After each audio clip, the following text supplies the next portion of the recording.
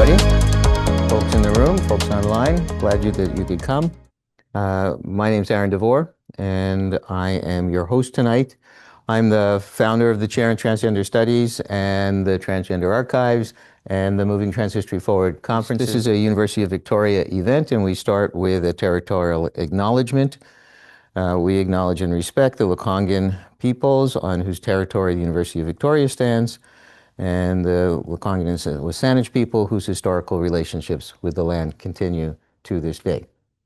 Avery Dame-Griff, here, I will turn the podium over in a moment, is a lecturer in women, gender, and sexuality studies at Gonzaga University, and the author of the book that there's out on the table over here, The Two Revolutions, A History of the Transgender Internet, put out by NYU Press in 2023. He founded and serves as the primary curator of the Queer Digital History Project, which is an independent community history project cataloging and archiving pre-2010 LGBTQ spaces online. All right, and the title tonight, as you can see here, and you know because you came for it, Tired Old Flame Queens, Studying and Archiving Trans Histories of the Digital Age. So please join me in welcoming Avery Dame-Griff. So first off, thank you, Aaron, so much for that lovely introduction. It is great to be here. It's been great to be in the archives and to sort of get a chance to explore this material. There is nothing so fun as being like, I can't wait to see what they were thinking in 1985 and flipping through. And as I was telling Aaron, tracing the history of some of the folks I'm really familiar with, and being like, oh, here's the first point where they got started. And I'm actually going to be, some of the folks that I'm here to look at today are who I'm going to be talking about in this talk. So if there's, there we go, good. If there's one thing the internet has been good at getting people to do, it's argue. Do you have an opinion? There's someone out there who will tell you it's wrong and that you're a bad person for having it. Nowadays, it might not even be a human arguing with you, just a bot programmed to kind of keep you engaged. Also, there's always an XKCD comic for something. So the thing is, the longer these exchanges go on, the more likely folks are to get drawn into what we now sort of colloquially call a flame war, which is often defined as an argument between two or more parties consisting entirely or largely of attacks and insults, or flames, that only really function to continue escalating the debate.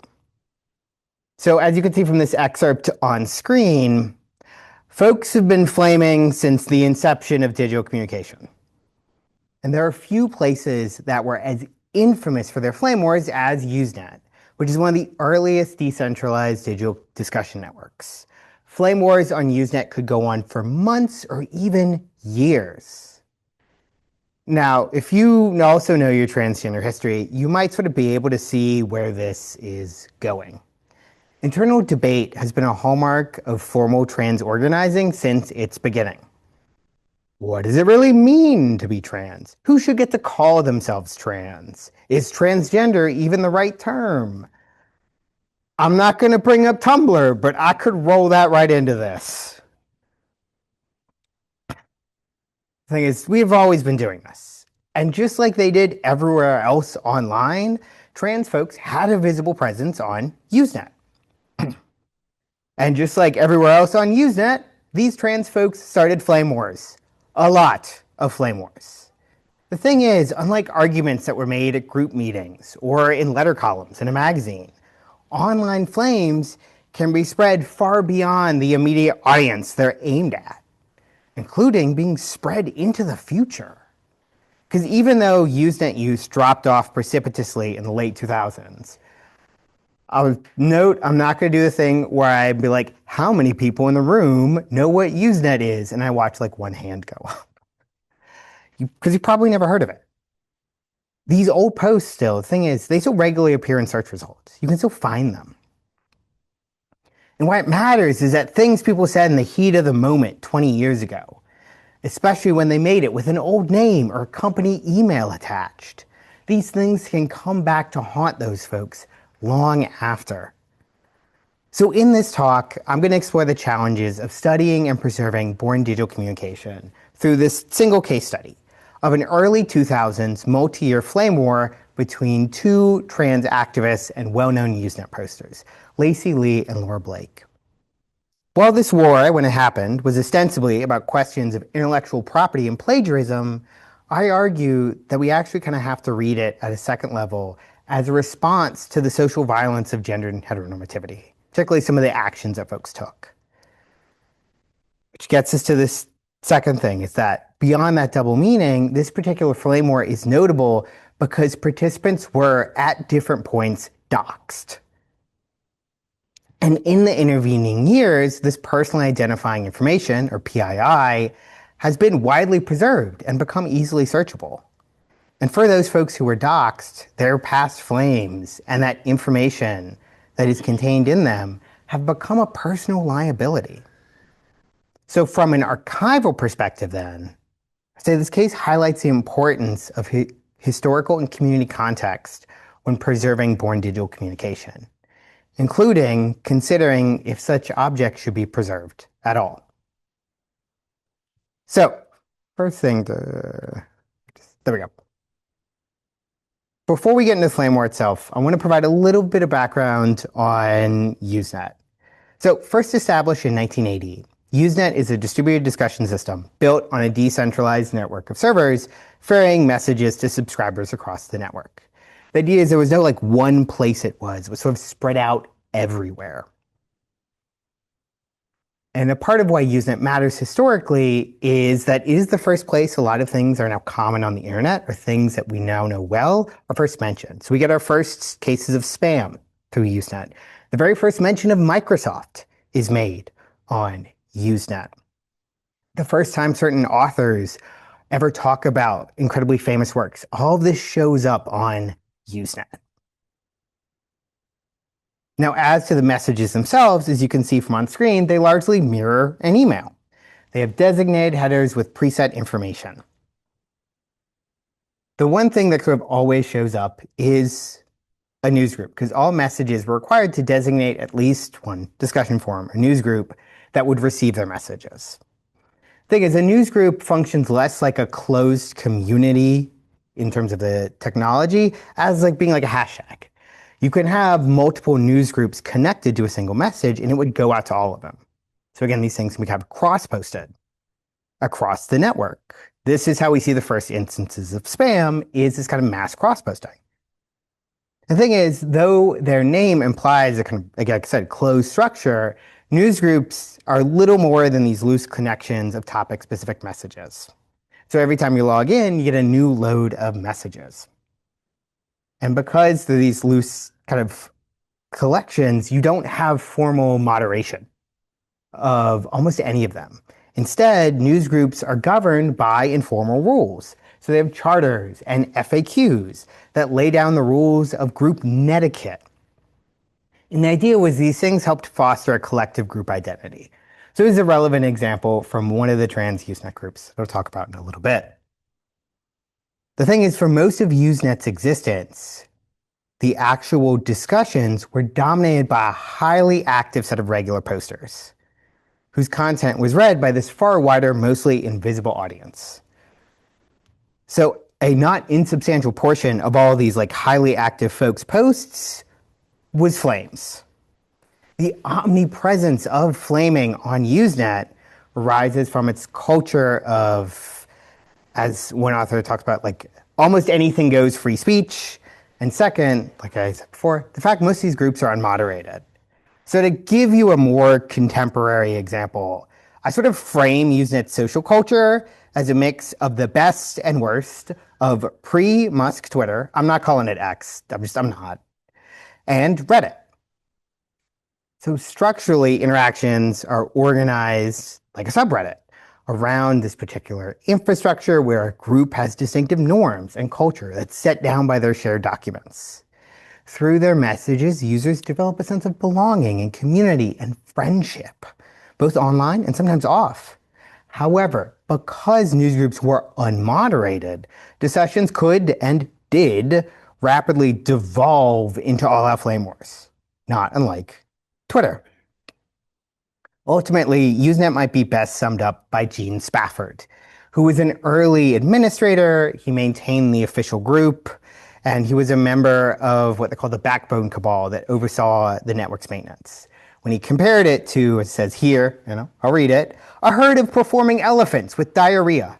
Massive, difficult to redirect, awe-inspiring, entertaining, and a source of mind-boggling amounts of excrement when you least expect it. So imagine all this stuff. That's Usenet writ large. What about trans folks? So trans-themed newsgroups first emerged on Usenet in 1992, beginning with alt-transgendered. And a variety of trans-related newsgroups would be founded over the next 10 years. These are the 5 most active that I've kind of studied in my research. So poster activity on these newsgroups mirror Usenet at large. So in the existing archive that I've put together, as you can see, unique email addresses with over 100 posts are a tiny part of all the folks that post. And over 50% of all unique emails only make one post to each given group. So you've got, again, a small cadre of highly active folks who are posting, and then a possibly, essentially wide but unknowable audience of folks who are consuming this. And as we'll see in a sec, the discussion in these spaces could get notoriously vitriolic. In fact, the level and amount of flaming in trans newsgroups was one of the reasons authors in community publications discouraged new folks getting on the internet. Because the thing to remember, when folks are writing in the mid to late 1990s, the internet is new and exciting. So they're going to community publications, be like, what is this thing? Where should I find trans information? And almost all of them say universally, don't go to Usenet. It's like, this is a really illustrative example from Joanne Roberts. As you can see, she calls them, they're generally useless and a waste of time. Even so, Usenet plays an important role within trans community media ecosystem of the 1990s and 2000s. So as I argue in my book, The Two Revolutions, Usenet allowed those with views that fall outside the community mainstream to reach this widely dispersed audience. Their thoughts are unfiltered by magazine editors or moderators. Now, I'm not saying such a free-for-all was necessarily good for trans discourse writ large. I put that Spafford quote in there for a reason, as we'll see. But Usenet did allow for new ideas and terms to reach a much wider audience. So in particular, in my book, The Two Revolutions, I look at Usenet's role in the adoption of the term cisgender. So within English language community discourse during this period of the 90s and early 2000s, cisgender appears almost only on Usenet. It does not appear in print. And there, the network's sort of open infrastructure and its affordances allowed, again, this highly active set of users to make this term disproportionately visible to this mass audience of readers. Basically, they can say it over and over, and a lot of people are seeing it if only 1 or 2 people are using it, as you can see from this tree map. And if you've read my book, you know that there's one person in particular who plays a key role in the term spread. And I've highlighted their contributions here on this tree map. Laura Blake. On Usenet, Blake repeatedly engaged other posters in long, drawn-out flame wars, where she often used cisgender as this rhetorical tool to make her points. She also regularly posted an FAQ that defined the term and others. In fact, you maybe didn't catch this, but if we return to that Roberts quote, she specifically calls out Laura Blake as someone who is always fighting with people.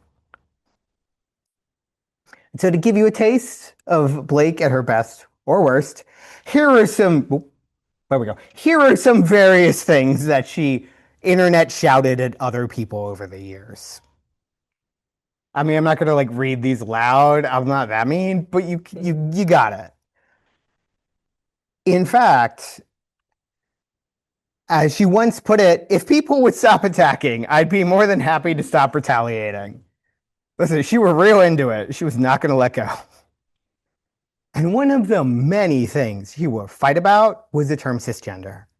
Throughout her time on Usenet, Blake was fiercely protective of both cisgender and her own place within its legacy. And it would be this tendency that ignites the flame war that's at the heart of this case study I'm going to look at. So before I get into that, I'm just going to kind of have an oral note.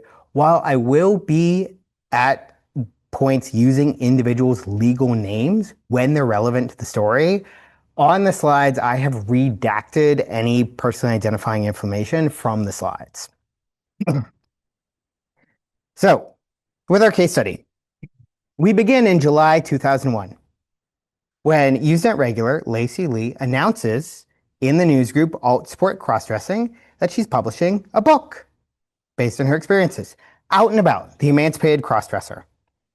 Now, I'm not going to read aloud, but I threw up the black back jacket copy to, as I talk, you can get a sense of kind of what the book's about.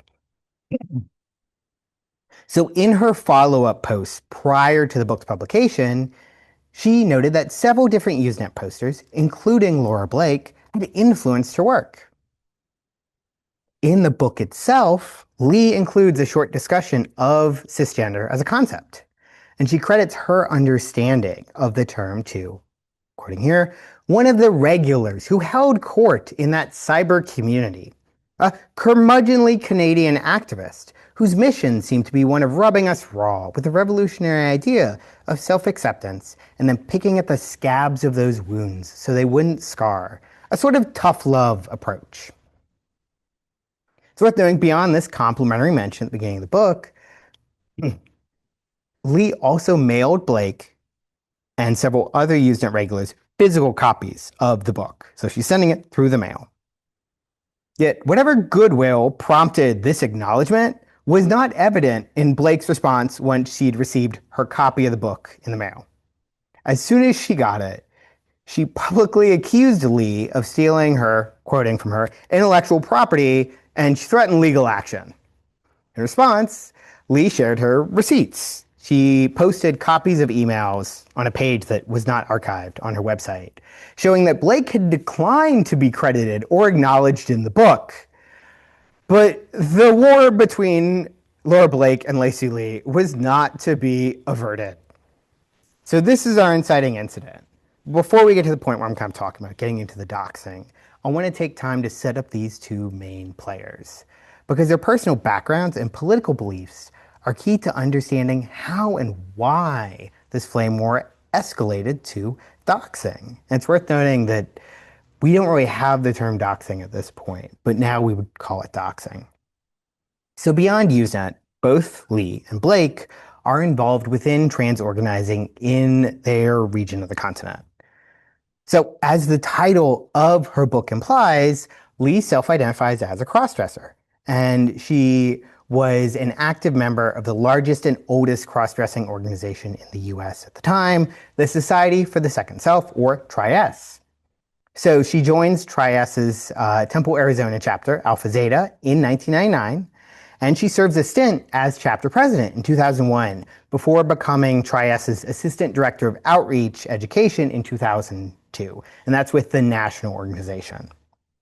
So in this role, she is a regular presenter on the trans conference circuit throughout the mid-2000s. In her speaking and writing, she emphasizes self-acceptance. Thing is, though, unlike popular understandings of being out, Lee argues to her audiences, and this is in her book, that you only need to be out to yourself to be truly emancipated. Now, no matter one's level of publicness, though, Lee consistently emphasized the importance of maintaining proper femininity when on femme. You were not to go out in your least pressed dress or in anything too sexy. You were a proper lady. Now, her personal political philosophy, as she described it, was that of a lifelong social Darwinist / libertarian. I like how somebody's like, I got an anticipatory response to that phrase. According to her, everyone should have the right to do what they wished without government getting involved, including, I should note, governmental support for gender-affirming care. Unsurprisingly then, Lee's approach to political activism and outreach eschewed any kind of legislative change. She's like, we don't bother with trying to change laws or getting rights, in favor of a respectability-oriented focus on, quote, increased visibility and individual positive personal examples. It is about that one-to-one connection between people. Now, as for Laura Blake, while she rarely labeled herself, she does say she considers herself a transgenderist, an individual who engages in, and these are her definitions, cross-living, which she very vaguely defines as, quote, the complete immersion in one of the many transgendered lifestyles and the complete abandonment of the cisgender lifestyle. Not a lot of detail here. Notably, Blake also founded an Ontario-based paralegal service turned Canadian human rights advocacy organization, TransEqual, in the early 1990s. Initially, she was working under the pseudonym/name, it's a little unclear, Laura Masters. And at one point characterized herself as, quote, among the most successful activists in the field, close quote, of human rights legislation. It's pretty grand at the time. The full reach of her influence is unknown. Her writing does appear regularly in Notes from the Underground, the newsletter for the Ottawa-based group Gender Mosaic, and there's evidence she corresponded with individuals outside of Canada. As you can see here, some of her essays are held in the papers of UK activist Stephen Whittle, but there's also evidence that she was talking to folks in the US too. Moreover, TransEqual documents are referenced by both Vivian Namaste in Invisible Lives and in reports from both the Ontario and the British Columbia Human Rights Commissions. And so as that OHRC citation implies, Blake really focused her political energy on governmental policy change. However, she was far from an assimilationist. No respectability politics for her. She virulently rejected the idea of passing and conforming to dominant gender norms. You can get a taste of this quote here. This kind of thing is, as you read through it, I'm not going to, but you can sort of feel the pitch going up. Shaved head, tattoos all over their body, a ZZ Top style beard, wearing 44 double D, triple D, Jesus, falsies, pink poodle skirt, no top, green lipstick, pair of 9-inch platform heels. Like you can get, she's like rolling with it. The idea is that everyone's entitled to rights. As she says, none of us are truly free as long as one of us is oppressed. She is not here to fit into society. However, she also opposed any form of medically based gender affirming care, which she considered buying into the dominant gender ideology. Surprisingly then, she was an avowed separatist who opposed any form of coalitional politics, be it working with crossdressers, transsexuals, or the wider gay and lesbian movement. Now note, she is posting this stuff in the late 90s, early 2000s at a moment when the community is moving toward the transgender umbrella model. Coalitional politics is sort of where we are moving in terms of politics, and she is not here for it. So here are our two people. We got a respectability-oriented crossdresser, Lacey Lee, and we got our separatist, like, gender radical, at least as she writes, Laura Blake. So come back to our flames.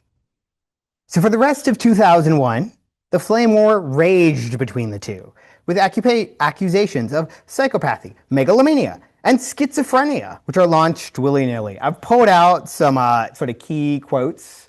I think my favorite is, and I will deal with it as a deliberate attack, in the same way a warrior defends his village. I guess somebody's writing this in an email in 2001. So we are into it. And this stuff is pretty typical for a Usenet flame war.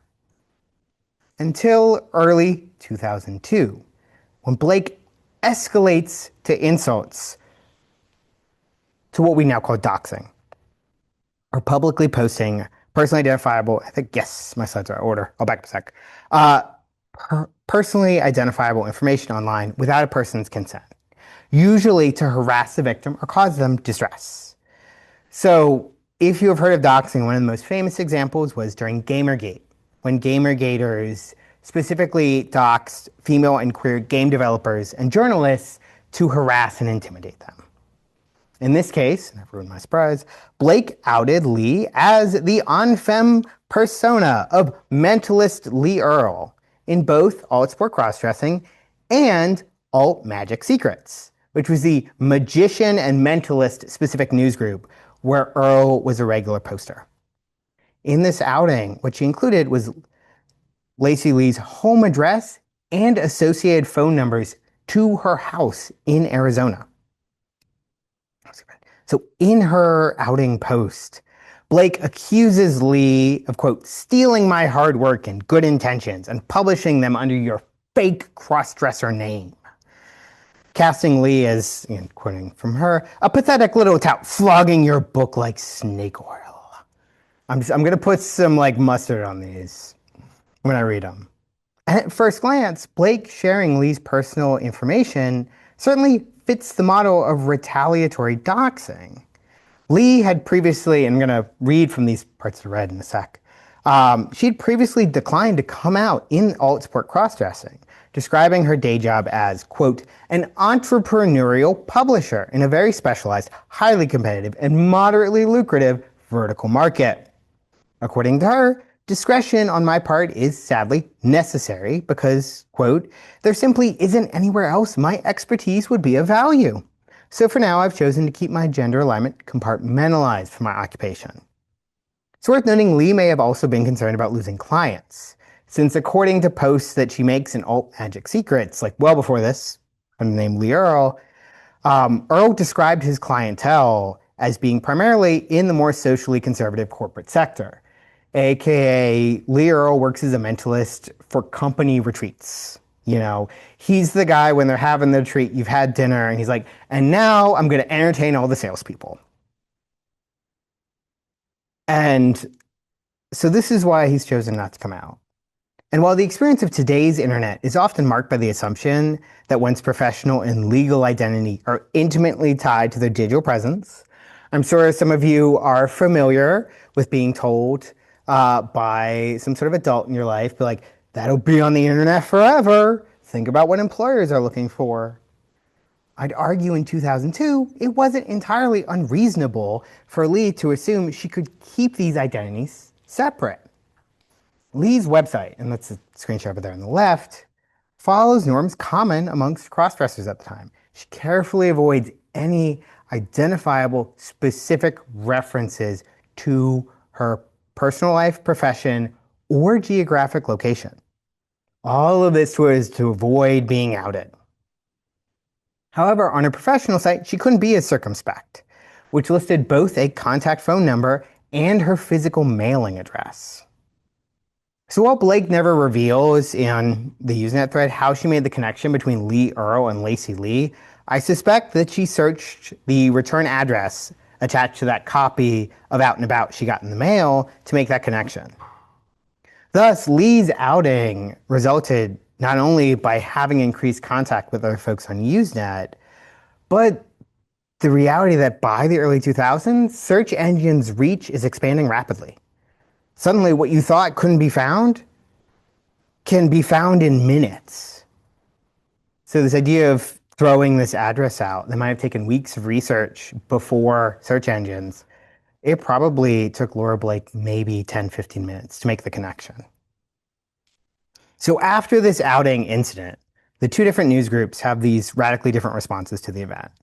Though the thing to note is posters in both groups almost universally condemn Laura Blake's actions. So the magicians and mentalists of Alt Secrets Magic, the Magic group, responded to this with either supportive messages for Earl or essentially a textual shrug. After all, deception and misdirection are quite literally a core part of their job. In other words, they trick people for a living. In fact, a large part of Earl's business beyond performance was teaching others such tactics via tools like his money-making mentalism cassette tape and book, a steal at only $59.97 American, plus shipping and handling, of course. If Alt Secrets Magic posters has any negative reaction to their outing, they were mostly concerned that Earl would use this incident as an excuse to clog the news group by hawking his products, which he'd done in the past. Basically was like, does this dude need an excuse to spam us more to buy his books and magazines? In alt support cross-dressing, in contrast, posters are largely focused on Blake's accusations of dishonesty and her arguments about the importance of being out. Because speaking of deception, there's a key part of this story I've left out so far, kind of on purpose. Blake didn't just dox Lee in her posts. She also doxed herself. As evidence of her honesty, she shared her home address and phone number. And she dared people to contact her to verify the truth of her posts. Now, on its face, Blake's choice to also out herself doesn't fit with this retaliatory doxing model. Why on earth would anybody invite randos on the internet to harass them? However, if we analyze this incident within the historical context of Anglosphere trans organizing at the time, Blake's actions represent not just this escalation of hostilities. She's definitely trying to get back at Lee, but they're also kind of a political statement. Because at a historical moment, when attitudes about passing and disclosure were shifting, Lee and Blake each represent these different political possibilities.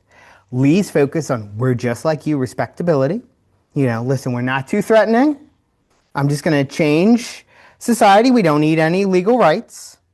Compared to Blake's more radical rejection of social gender norms and this idea of fitting in via passing and going stealth. And we see this in Blake's initial outing posts, or specifically and her self-doxing post, where she casts Lee as, quote, "a hypocrite who does not live the life they preach." For Blake, it was a matter of honor that she could prove she was not, like Lee, hiding in a closet. And as I read the archival record of this incident, I'd argue Blake's outing of both Lee and herself was a moment where, to quote Avery Gordon, "a repressed or unresolved social violence is making itself known." So here I look to historian A.J. Lewis's work around Angela Douglas, an equally complicated figure within trans history. Douglas's presence in the transgender archive, filled with many unverifiable assertions about alien abductions and accusations of a transsexual brain transplant conspiracy, highlights how the archive, and this is quoting from Lewis, can seem fraught with that for which we lack a critical vocabulary, but which remains insistently there and demanding its due. For Lewis, this meant, as a result, on more than one research trip, finding himself squandering hours of precious reading room time, hopelessly transcribing the minutiae of alien abductions without quite knowing why.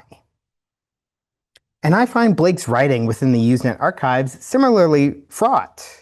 As I've alluded to a couple times, the 90s and early 2000s are this time of rapid change within trans English language spaces. We have new ideas of who belongs within the community mixed with all these new approaches to understanding gender. All of this stuff is changing, and it's changing fast. And in researching Blake, I feel a kind of kinship with Lewis, only instead of transcribing abduction stories, I'm burrowing down innumerable internet rabbit holes, and in this case while I'm here, digging through newsletters from 30 years ago, researching the minutiae of Blake's writings and claims. Be it her frequently grandiose assertions about trans equal and its impact, or her belief that prominent transsexual individuals and organizations were plotting against her. She really did think they were plotting to ruin her or get her arrested. And these qualities of Blake's are what led most folks she interacted with to simply write her off as a Usenet kook. So within Usenet lore, and this is from Eric Raymond's jargon file, which was sort of like the collection of various sort of internet and Usenet related terms in the late 90s and early 2000s. So within Usenet lore, the kook can be identified by their esoteric beliefs, voluminous posting habits, and their willingness to argue with anyone who disagreed with them. So similar to Lewis's approach to Angela Douglas, I would argue that Blake's body of work actively resists the, and this is quoting from Lewis, triumphalist impulse to recuperate Blake as a transparently rational, politicized, and a gentle historical subject with sensible, self-interested aspirations. Because there's no way around it. Blake's choice to willingly post both Lacey Lee and her own personal information online was at the time and remains deeply irrational and nonsensical. It just doesn't make sense. On its face, her actions support this argument that she was little more than this vindictive kook addicted to flaming. As a side note, I'll note when I talk about this research, and sometimes I talk to folks who are active on Usenet at the time, and I'll make a comment about Laura Blake, and I would just walk through this and they're just like, sad. They're just like, oh God. Like they knew her. However, I would argue this choice she makes to out Lee and herself must also be read as a response to the social violence of gendered heteronormativity. Well, she can't force society to change. By outing Lee, she can force Lee and others in the audience watching this to confront the limitations of respectability politics, premised on passing and fitting in. She makes a point, she's like, I can take this away from you. What are you gonna do? And then by further posting her own information, to her, it's like, this proves my point. By not trying to fit in, I don't have anything to fear. And this is this response to this kind of violence. Be like, I can't change society, but I can make it impossible for you to hide. I can try to force you to confront it. And I can position myself as the more righteous one. And so this was by far not the last flame war Blake would get into. But it did end like most of them. It unceremoniously petered out as participants got bored and they moved on to more interesting discussions. The thing is, the animosity clearly remained though. This is in a 2005 post by Lee. So this is her responding to Blake. She includes this ominous warning to newbies to Usenet who maybe are encountering her by the first time. I'm not going to read it aloud, but you can see from the caps, she's pretty pissed. And she stayed pissed 3 years later. Thing is, by 2005, however, the number of actual Usenet newbies Lee is reaching is already shrinking. As folks are moving their social activity to then new social media platforms like MySpace, Facebook. They're leaving Usenet. So what comes after? Because the thing is, even after folks move on from Usenet, the archive remains largely just as available as it was in 2002. Whereas Angela Douglas's unverifiable claims are made in her print output and correspondence and accessible to a wider audience only through summarization of academics, folks like Lewis, Blake and Lee's flame war, including all of that personally identifying information, has proliferated online, becoming ever more easily searchable. Which brings us to that kind of second half of what I set up at the beginning.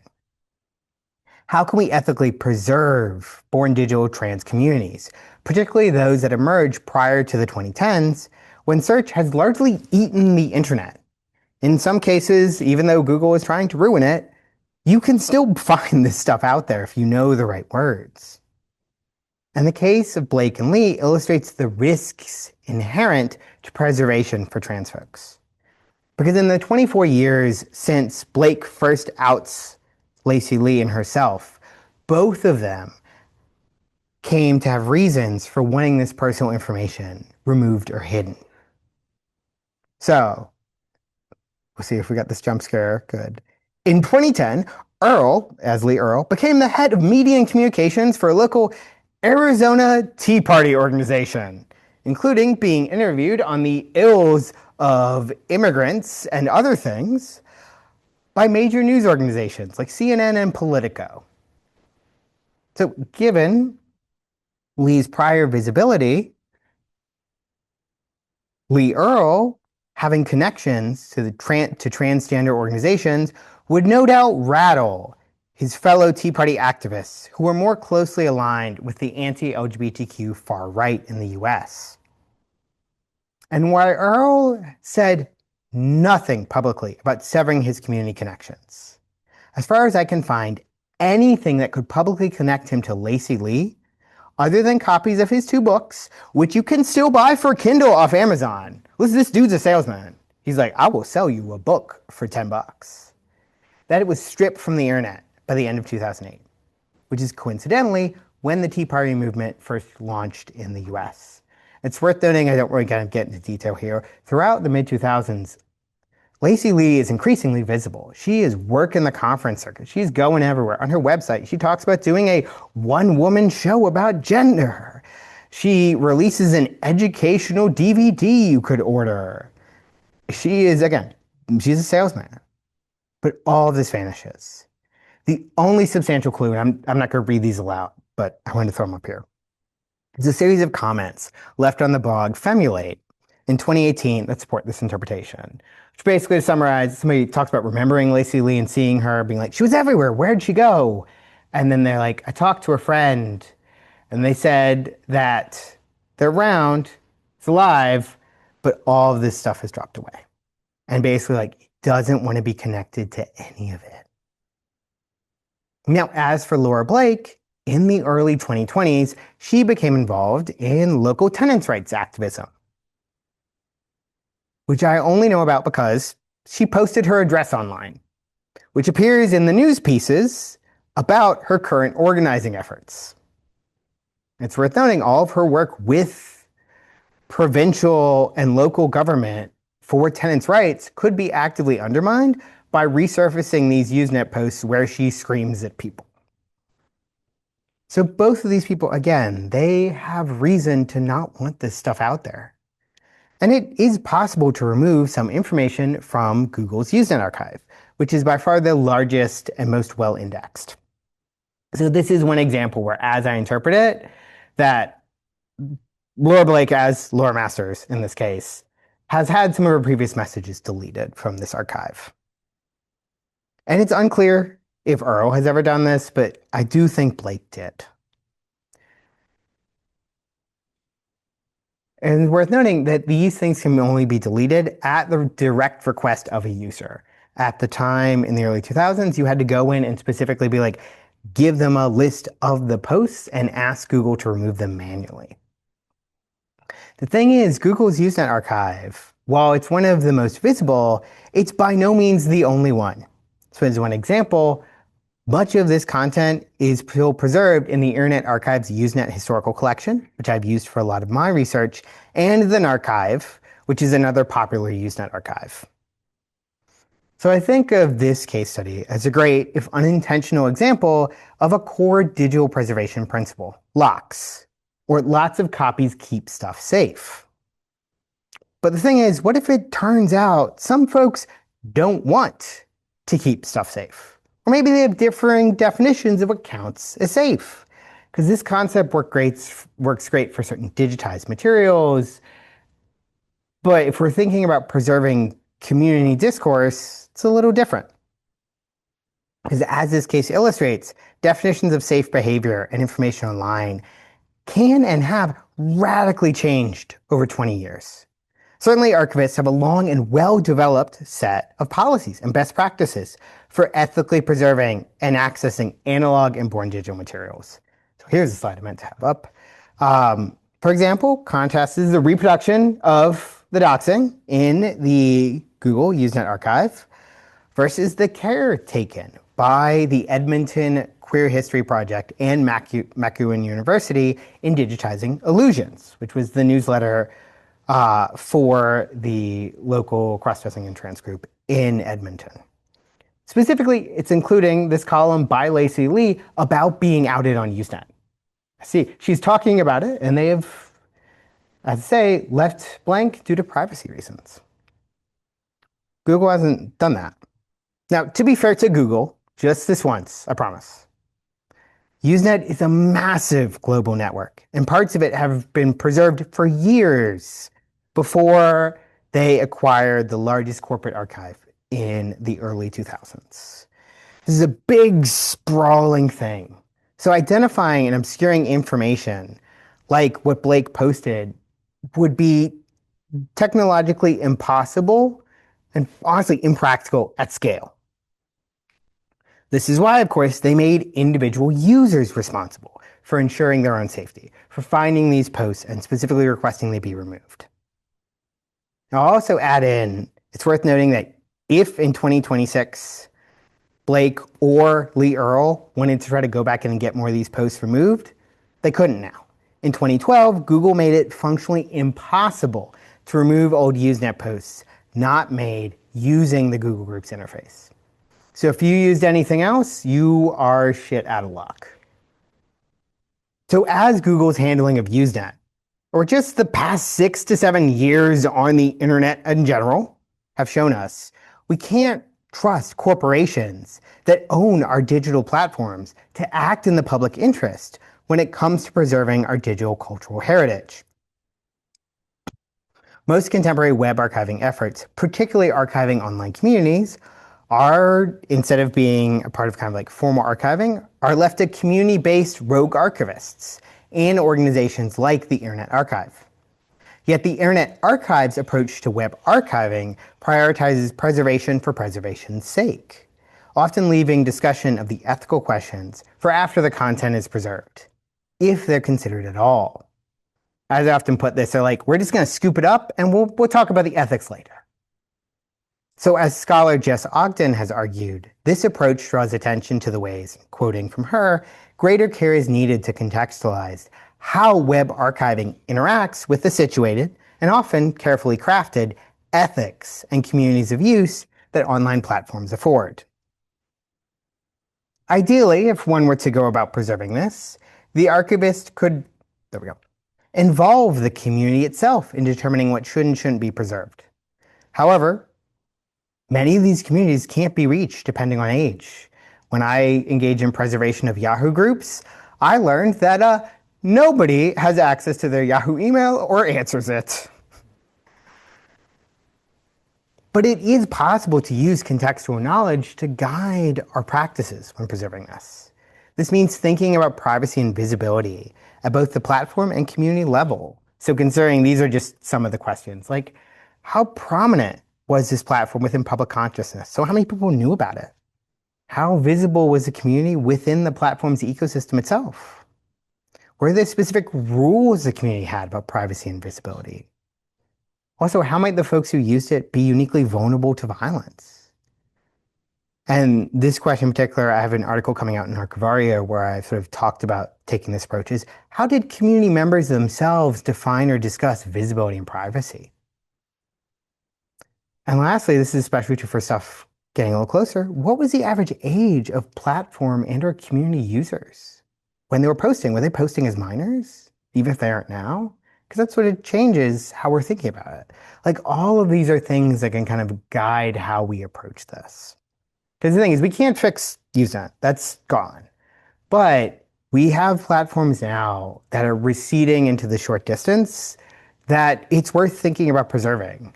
Like I said, I make that reference to Yahoo groups. That is a great example of a thing throughout the early to mid 2000s. Tons of LGBTQ and especially trans folks were using that by 2018, unless you were on like one of the 5 or 6 groups, you were just like, Yahoo groups? Isn't that like what my neighborhood uses to send out announcements? But they were very important. And like I said, nobody answered their emails. How do we approach this? And in some cases, when you engage in this work, we may find, based on how we answer our questions, direct preservation carries too much ethical risk. In that case, is an alternative approach better? Is it doing oral histories with community members? Is it engaging in guided preservation using, especially the archival promenade methods developed by Katie McKinnon while she was at University of Toronto? Or does the idea of preservation in place? Like, I'm not going to take it from you, but I'm going to work with you to help you preserve it. So maybe one day you might make the decision to donate it or not, but leave it up to you. Because the thing is that while the internet seems vast, it can be easy to give into the idea that we can save it all. And at a moment when queer and trans content is increasingly being scrubbed by the internet, it's true, preserving these materials is more important than ever. However, we have to remember, panicked data hoarding isn't ethical web archiving. just because it can be preserved doesn't mean it should be. And for the future, we need to think about like, what is the difference between these things and how do we approach it? All right. Thank you very much. All right, so please join me in thanking Avery Dame-Griff for a very interesting. Thank you. Thank you very much for having me. So thank you all for coming. Yeah. Everybody at home,